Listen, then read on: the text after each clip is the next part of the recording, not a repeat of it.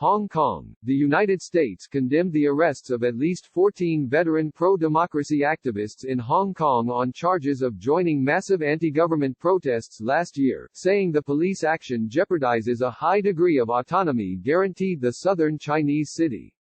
Among those arrested Saturday were 81-year-old activist and former lawmaker Martin Lee and democracy advocates Albert Ho, Lee Chuk-yan and Oh Nok-hin.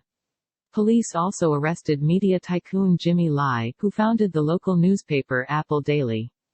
The sweeping crackdown amid a coronavirus pandemic is based on charges of unlawful assembly stemming from huge rallies against proposed China extradition legislation that exposed deep divisions between democracy-minded Hong Kongers and the Communist Party-ruled central government in Beijing. Hong Kong court strikes down blanket ban on coronavirus masks.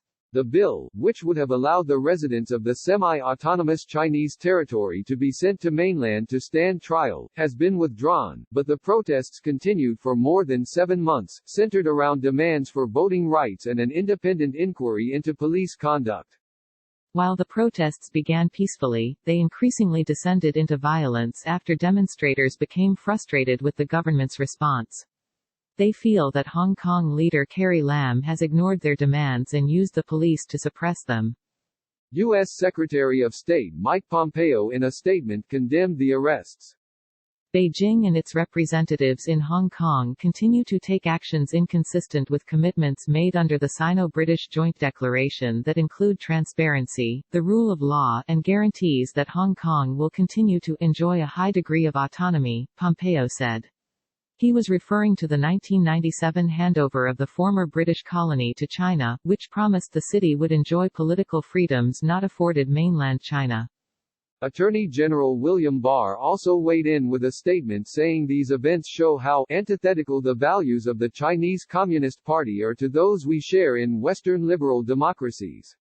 These actions, along with its malign influence activity and industrial espionage here in the United States, demonstrate once again that the Chinese Communist Party cannot be trusted.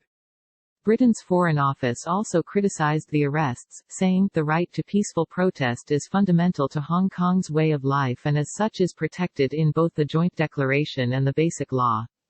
Beijing has accused the U.S. and other Western countries of instigating the protests and insists they're China's internal affairs. The Office of the Commissioner of the Chinese Foreign Ministry in Hong Kong said police were enforcing the law against those suspected of organizing and participating in unauthorized assemblies, and foreign countries have no right to interfere, China's official Xinhua news agency reported. It is completely wrong that the UK Foreign Office spokesperson has distorted the truth by painting unauthorized assemblies as peaceful protests, in a bid to whitewash, condone and exonerate the anti-China troublemakers in Hong Kong, the statement said. Click here to get the Fox News app. Lee Chuk-yan and Young Sum, a former lawmaker from the Democratic Party who was also arrested, were charged in February over their involvement in a rally on August 31 last year. The Hong Kong authorities had denied permission for most of the rallies and police increasingly used tear gas and pepper spray against demonstrators, arresting hundreds. The League of Social Democrats wrote in a Facebook post on Saturday that its leaders were among those arrested, including Chairman Raphael Wong.